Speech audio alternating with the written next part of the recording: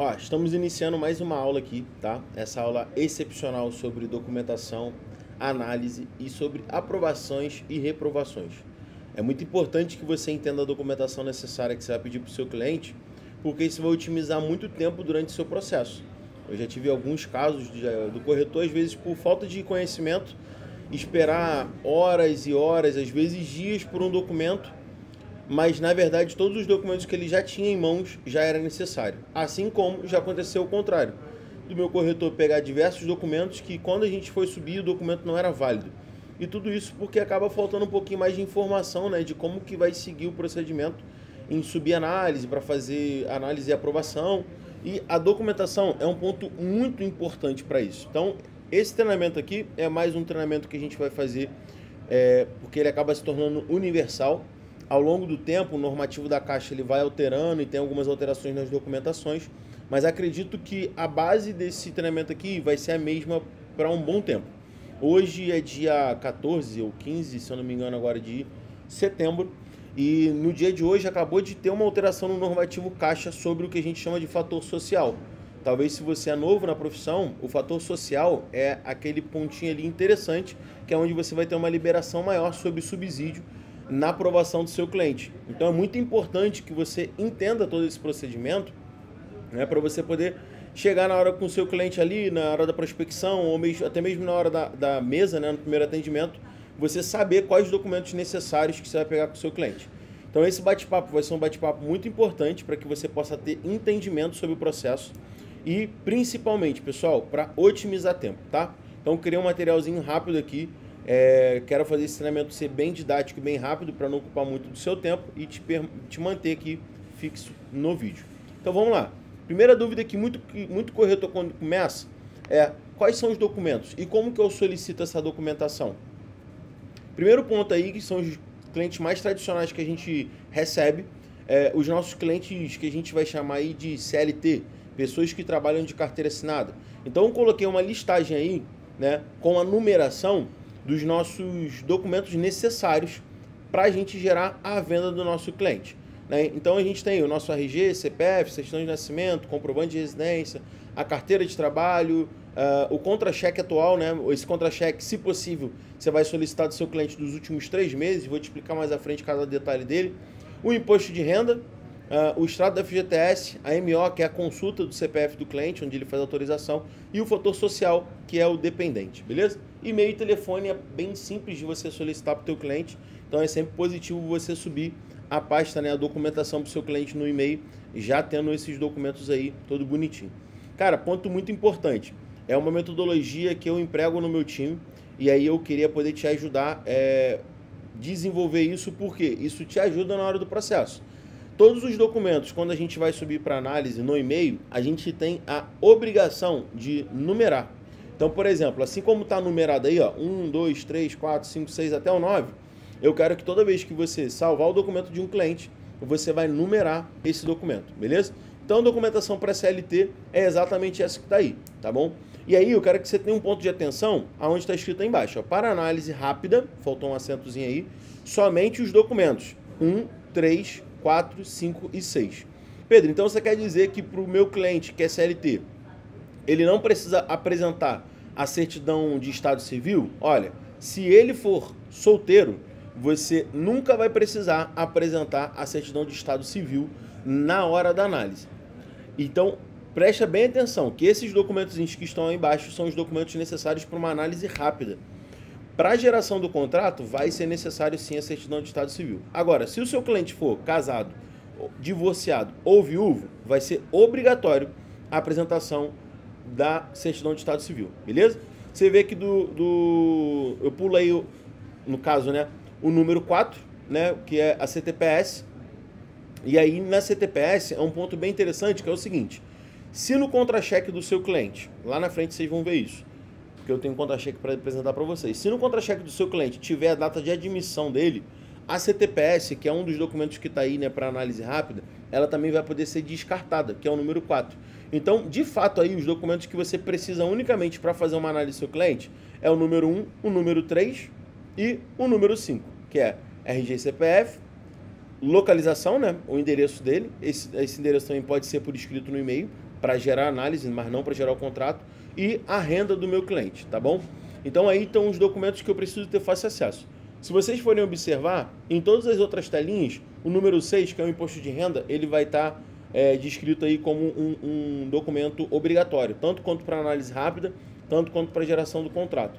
Sendo que eu quero que você se atente ao seguinte: todas as vezes que o seu cliente, que for CLT, declarar imposto de renda, já vai vir no contra-cheque dele ali uma abinha escrito imposto de renda, beleza? Então esses são os documentos como CLT.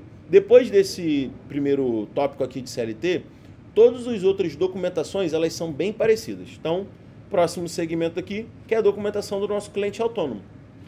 O nosso cliente autônomo é aquele cara raiz. É aquele cara que movimenta a conta pessoa física, que movimenta a PJ dele do MEI. É o cara que não trabalha de carteira assinada, mas ele é autônomo. É o cara que é Uber, é o cara que é dentista, manicure, eletricista, gesseiro e assim vai. Diversas e diversas profissões. E aí nessas diversas profissões, muitas das vezes o teu cliente ele não vai ter um vínculo empregatício, né? Mas a gente vai conseguir comprovar a renda dele através de movimentação bancária. Então a gente vai solicitar os mesmos documentos iniciais: RG e CPF, certidão de estado civil, comprovante de residência, a carteira de trabalho, porque futuramente para gerar o contrato dele vai fazer diferença para a gente, e os últimos 6 meses de movimentação de todos os bancos. Não é para você solicitar do seu cliente apenas do banco que ele movimenta. Porque muitas das vezes ele vai falar: eu só pego um dinheiro ali uma vez ou outra. Mas para a Caixa é necessário a gente apresentar a movimentação de todos os bancos. Então, quando você for abordar o seu cliente, pedir a documentação dele como autônomo, você vai pedir a movimentação de todos os bancos, beleza? O imposto de renda, MO, fator social, vai dar o segmento como a mesma função. E a documentação rápida para análise, você vai pedir aí basicamente a mesma coisa: o 1, o 3, o 4, o 5 e o 6. RG e CPF, comprovante de residência, CTPS, a renda, né? No caso aí a movimentação bancária, e lá na frente vocês vão entender o que é apuração, e o imposto de renda caso a pessoa tenha declarado, beleza?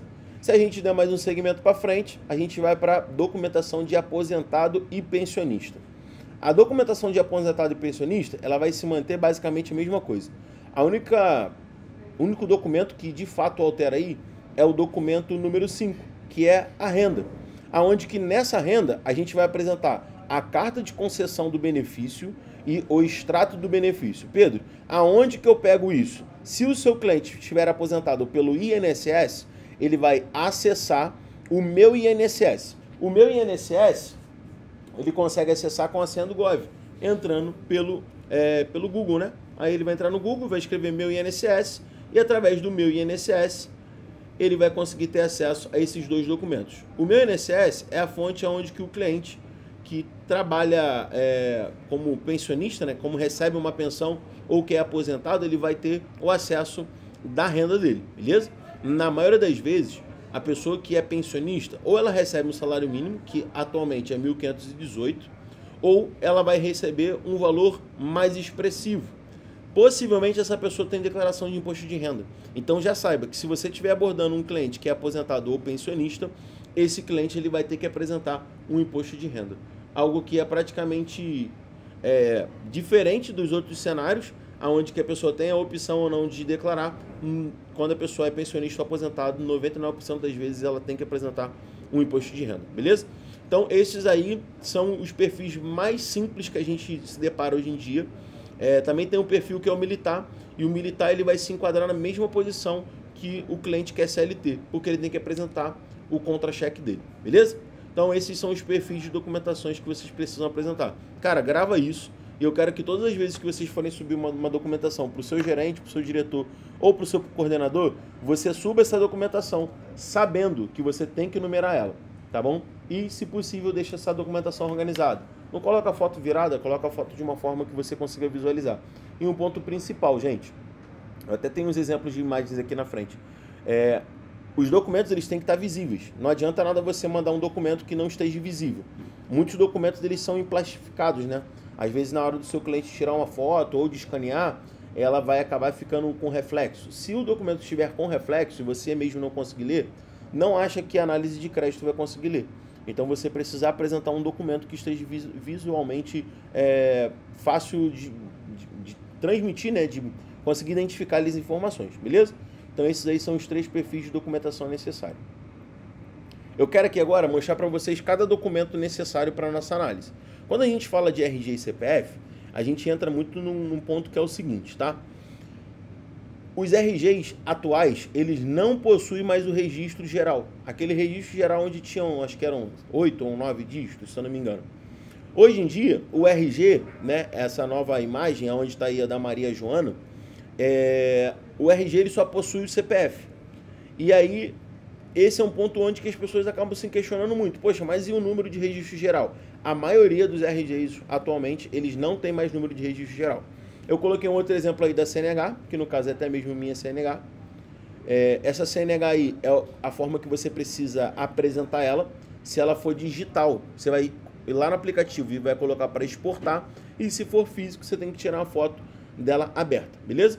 E na partezinha de baixo ali da nossa cliente Júlia, é um exemplo que se vocês forem apresentar o documento, vocês precisam apresentar o documento aberto, beleza? E aí tome atenção, porque é o seguinte, tem muito RG que não tem o CPF. Você tem um RG que não tem o número de registro, ok, mas você tem um RG que não tenha o número de CPF, você vai ter que solicitar o RG através da internet, beleza? Então, esse é o primeiro documento necessário e você tem que ter uma clareza de como que ele está aí visualmente. Se vocês forem ver o exemplo aí do documento da Júlia, ele está até meio sujinho, e eu coloquei isso aí de propósito. Porque se vocês forem tentar ler ali em cima da foto dela, vocês vão ver que não dá para você enxergar muito bem. Mas quais são as informações necessárias para que a gente possa fazer análise? É o nome, a numeração, nome do pai, nome da mãe, data de nascimento, o número do CPF. Se esses números estiverem fáceis de identificar, você não vai ter problema, beleza? Segundo documento aí que é necessário é a certidão de estado civil. A certidão de estado civil é um documento muito importante. E eu quero deixar muito claro aqui, cara, uma vez que você deixa de ser solteiro, você nunca mais se torna solteiro. Então, se você já foi casado, você vai ter que apresentar a sua certidão de divórcio averbada na certidão de casamento. Se você estiver pegando um cliente aí que ele é viúvo, ele vai ter que apresentar a certidão de casamento mais a certidão de óbito do cônjuge. Então, cara, é muito importante que você consiga pegar essa documentação de uma forma muito ok. Eu coloquei 2 imagens péssimas, justamente para você ver, porque esse é o documento que a gente mais tem problema, que é a certidão de nascimento ou de casamento. Muita gente acaba não tendo um cuidado, né, com essa certidão, então é importante a gente ter um zelo na hora de pedir esse documento para o cliente, porque se você me apresentar uma documentação de uma forma assim como está essa imagem aí, cara, a gente não vai conseguir ver as informações necessárias. Então é importante que na hora de você pedir esse documento, você se certifique que você está conseguindo ver todas as informações bonitinhas do documento, beleza? Outro documento que é 100% necessário é o comprovante de residência. O comprovante de residência, ele tem que ter 4 pontos específicos que você tem que se atentar. Conseguir ler o endereço com muita clareza. Você vê que essa foto está horrível, você não consegue ler. Você tem que ter um código de barras dentro do seu documento, demonstrativo de consumo e o nome visível do dono da conta, beleza? Então, se atente a isso. Na hora de subir a análise do seu cliente, você pode até nessa hora ali escrever apenas o endereço do cliente, mas na hora de gerar um contrato, você vai sempre ter que pedir um comprovante de residência. Tem muito cliente que chega pra gente por morar em comunidade e apresenta um demonstrativo de endereço, que é geralmente pelo que a associação da comunidade apresenta ali, que é o comprovante de endereço por não chegar a correspondência na casa da comunidade. Então, é muito importante que você saiba que o seu cliente ele vai precisar apresentar em alguma hora do processo dele um comprovante de residência válido. E esse documento aí é um documento muito simples. Afinal, todos os adultos têm uma conta para pagar. Então, é só você pedir um boleto para ele, que se torna muito fácil. Cara, isso pode ser cartão de crédito, conta de telefone, conta de internet, diversas outras coisas. Geralmente essas internets de bairro elas não valem, tá? Mas se for uma internet tipo Claro, Sky, algo assim do tipo, você consegue apresentar sim o comprovante de residência. Outro documento que é bastante importante, independente se o seu cliente é CLT, se ele é autônomo ou se ele é aposentado, apresenta a certidão, apresenta a carteira de trabalho do seu cliente. Porque a carteira de trabalho do seu cliente é importante para que você possa saber lá na frente se o seu cliente ele tem mais de 3 anos de carteira assinada ou não, beleza? E aí vale um ponto de atenção. Subiu a carteira de trabalho do seu cliente e sabe que o seu cliente é autônomo, se certifica se o contrato de trabalho dele ainda está em aberto, tá? Como você dá para ver aí, o contrato de trabalho desse cliente aí está fechado, mas se certifica se o contrato de trabalho do seu cliente está aberto. Isso aí vai te auxiliar bastante, tá bom? E chegamos aqui no documento que acredito eu que seja o mais detalhista e o mais chato a se compreender. Temos aqui um contra-cheque. E aí esse contra-cheque, por exemplo, é um contra-cheque onde que a gente tem que se atentar a algumas coisas. Eu quero que você anote isso aí. O contra-cheque é o documento que você tem que se atentar principalmente no mês que ele está sendo pago. Por quê? A Caixa ela só vai aceitar o contra-cheque do mês atual e os 2 meses para trás. Então vou te dar um exemplo. Eu estou no mês de setembro. A Caixa ela aceita o contra-cheque de setembro, de agosto e de julho. Não adianta o meu cliente apresentar um contra-cheque do mês de maio, porque já vai ter mais de 2 meses para trás. Então, cara, se atenta muito sobre a data que o contra-cheque do seu cliente foi pago. Vamos supor que seu cliente está apresentando um contra-cheque em dezembro, mas o contra-cheque que ele está apresentando é de junho. Cara, não vai servir. Você vai precisar de um contra-cheque ou de dezembro, ou de novembro, ou de outubro. Beleza? Então, se atenta a isso. Esse é o primeiro ponto da atenção no seu contra-cheque. Segundo ponto de atenção no seu contra-cheque, você precisa ver se o valor base do seu contra-cheque ele é muito diferente do valor bruto. Te explicar o porquê. Encontra no contra-cheque do seu cliente aonde está o salário base dele. Tanto quanto aí onde está a indiscrição e tanto quanto naquele quadrinho lá embaixo. Se vocês forem ver nesse contra-cheque aí, o salário base dessa cliente é um salário de R$ 3.036, beleza? Ou seja, o quanto que a empresa paga fixo para ela todos os meses é essa base de R$ 3.036. Qualquer valor que venha a ser a mais é um adicional. E qualquer adicional no contra-cheque que tenha mais de 10% do salário base, é necessário eu apresentar para a Caixa os 3 últimos contra-cheques. Vou te dar um exemplo. Esse contra-cheque aí, o base dele é 3.036, mas ela está recebendo um valor total bruto, que é o que conta para a Caixa, sempre o bruto, de 4.176. Essa variação de mais de R$ 1.000, eu tenho que saber se ela é recorrente ou se ela não é recorrente. E aí, para isso, eu vou precisar apresentar os últimos 3 contra-cheques do cliente, beleza? Então, aí vai mais um pontinho de atenção. Sempre identifica o base e o bruto. Mas saiba que na hora de gerar a avaliação do seu cliente, o que vai contar é sempre o bruto. E se tiver essas variações, você vai precisar pedir os últimos 3 meses para fazer um balanço e saber o que de fato você vai ter que apresentar, beleza? Então esse é um pontinho de atenção aí do nosso contra-cheque. Outro ponto de atenção do nosso contra-cheque que é muito importante, que eu falei para vocês, se você for ver ali, ó, referência 15, código 2002, tá escrito, ó, aí tá escrito errado, mas tá IRRF, né? Deveria ser IRPF, que é Imposto de Renda Pessoa Física. Cara, se você olhar um contra-cheque do seu cliente com Imposto de Renda da Pessoa Física, já solicita para ele o Imposto de Renda, beleza? Porque é muito importante com que você apresente o Imposto de Renda se o seu cliente declarou o Imposto de Renda. E aí vai uma informação que vale ouro. Todo cliente que receber mais de 2.800 na carteira, esse cara tem a empresa já declarando o Imposto de Renda para ele. Todo cliente que tiver uma movimentação acima de R$ 2.800, ele já está apresentando, já é obrigado basicamente ali a fazer a declaração. Então você já pergunta para o seu cliente se ele declarou o imposto ou não e já solicita para ele esse imposto, beleza? Falando ainda sobre renda, a gente vai ver agora aqui o cenário do nosso cliente que é autônomo. Lembra que eu falei para vocês que o cliente autônomo ele tem que me apresentar os últimos 6 meses? Para que ele me apresenta os últimos 6 meses? Para que eu possa fazer o que a gente chama de apuração de renda. Apuração de renda é um trabalho minucioso, onde que no dia a dia a gente vai explicar para vocês como que é feito, até mesmo para a gente conseguir criar uma justificativa da renda. Mas a apuração de renda é onde que eu vou pegar toda a movimentação do meu cliente e vou unir numa planilha apresentando quanto que dá a média dos últimos 6 meses. Então, por exemplo, nessa apuração de renda aí, é uma planilha de Excel onde que a gente vai preenchendo com as informações que o cliente apresenta para a gente na movimentação. E nesse caso desse cliente, eu estou apresentando para vocês a movimentação da Nubank. E a gente fez a apuração da Nubank. Olha quanto que deu o valor somente da Nubank, R$ 1.188,91. É uma apuração muito baixa.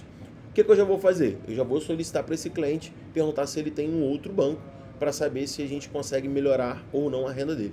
Beleza? Então, se a gente tiver um cliente autônomo, a gente vai apresentar também uma apuração, aonde que o seu gerente, seu coordenador, o seu amigo de trabalho vai te apresentar aí, vai te mandar a planilha que a gente está usando para fazer análise. Outro documento muito importante, cara, esse documento eu já vi pessoas perderem uma venda por conta desse documento, que é a famosa MO. A MO é o documento de autorização de análise do nosso cliente. Nesse documento, quando o nosso cliente assina, a gente vai estar sabendo se o cliente tem nome sujo, se o cliente tem nome limpo e quais são as instituições. O que eu estou falando isso para vocês? Porque na telinha mais à frente, vocês vão ver que ter um nome sujo não te impede de ter um crédito aprovado, mas ter um nome sujo te impede de ter o crédito liberado no seu nome. Então é muito importante que você consulte a MO. Se você não consultar a MO e deixar para os 45 do segundo tempo para consultar a MO, às vezes você já está com uma negociação feita, um cliente que te deu o ok, mas aí só depois para frente que você vai consultar a MO, você vai ver que seu cliente está com o nome sujo. Você vai ter um problemão, beleza? Então, sempre suba o seu documento com a MO para o crédito te responder com a resposta disso aí.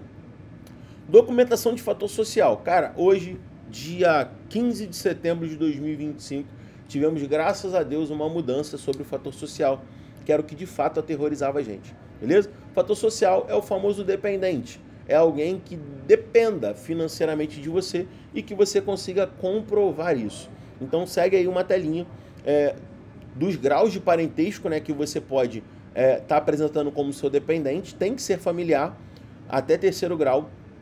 E a documentação que você precisa apresentar, né? Basicamente, o documento aí que é obrigatório em todos os graus de parentesco é o comprovante, é o documento de identificação, que seria o RG, o CPF ou certidão, ou o CNH, desculpa.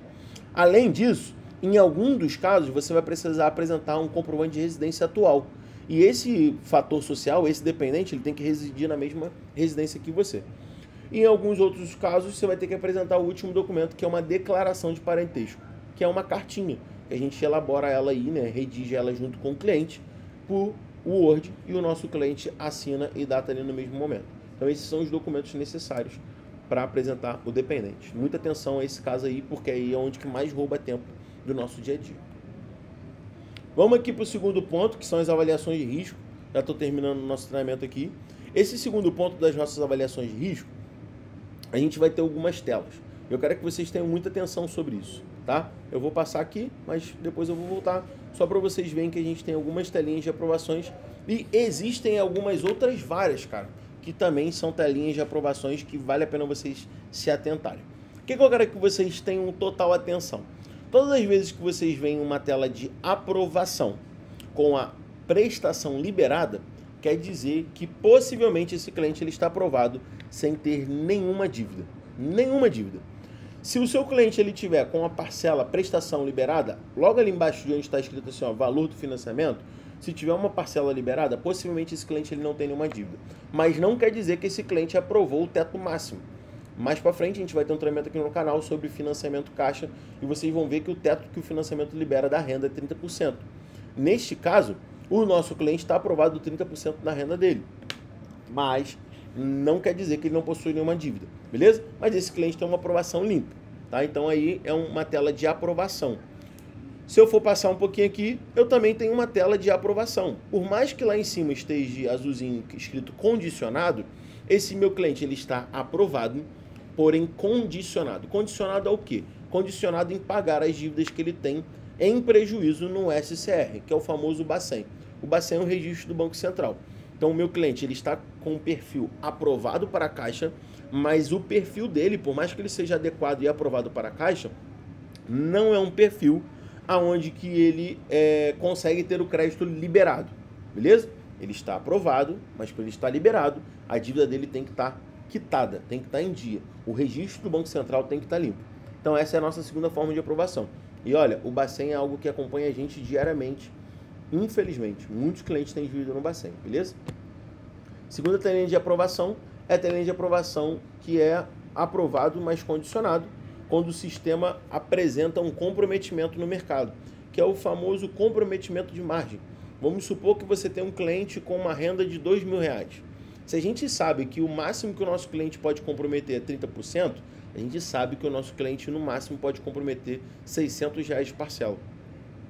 Se esse cliente ele já tiver um valor aqui, expressivo de empréstimo, algo que já esteja comprometendo a renda dele, a Caixa vai condicionar a parcela dele no valor menor do que é o teto máximo de 30%, beleza? Então, o cliente está aprovado, mas ele está condicionado. E aqui as telinhas que muitas das vezes, cara, a gente não tem muito o que fazer. A gente fica um pouco de mãos atadas de como ajudar e auxiliar o nosso cliente, que é a tela de reprovação. Essa tela de reprovação é a tela que eu mais sinto raiva, que é a tela de rating, onde a Caixa analisa o perfil do nosso cliente e vê que o nosso cliente ele não possui um relacionamento favorável com o que a Caixa entende para a liberação de crédito. E eu quero deixar algo muito claro aqui, que ter um rate favorável ou não depende de renda. Eu já tive clientes com renda mais de R$8.000 que ficaram reprovados, assim como eu já tive clientes com renda de R$1.518 e foram aprovados. Então não é sobre a renda que você apresenta, é sobre o relacionamento que você tem com os bancos. Beleza? Esse aqui é a reprovação, cara, mais difícil de se resolver, mas tem solução. A outra reprovação é quando o nosso cliente está reprovado por margem comprometida. Assim como na última vez ali eu mostrei para vocês já uma margem de comprometimento mais aprovado, aqui eu tenho uma margem de comprometimento mais reprovado, tá? Aonde que ele tem muitas dívidas no nome dele, como financiamento, parcelamento, cartão de crédito, e ele primeiro precisa quitar para que o banco possa liberar mais crédito para ele, beleza? Então, cara, foi aqui um bate-papo rápido sobre documentação, sobre telas de aprovações, aonde que vocês vão conseguir entender um pouco mais sobre cada momento da jornada do seu cliente na hora de você pegar a documentação e a resposta de aprovação dele. Isso aqui é apenas para te dar um norte, é apenas para te dar uma visão. Hoje a nossa maior parceira na análise de crédito é a VIPcred. Toda avaliação que você sobe na documentação, né, se a documentação estiver tudo ok, no máximo 24 horas você tem uma resposta, porque o time da VIPcred consegue ter uma efetividade muito grande para auxiliar a gente na resposta das nossas análises. Beleza? Então tá aqui mais um treinamento rápido, mais uma aula rápida para que você possa entender um pouco mais sobre qual documentação você vai pedir e sobre a tela de aprovação para o seu cliente. Beleza? Até a próxima aula e eu te espero logo mais aqui no nosso canal.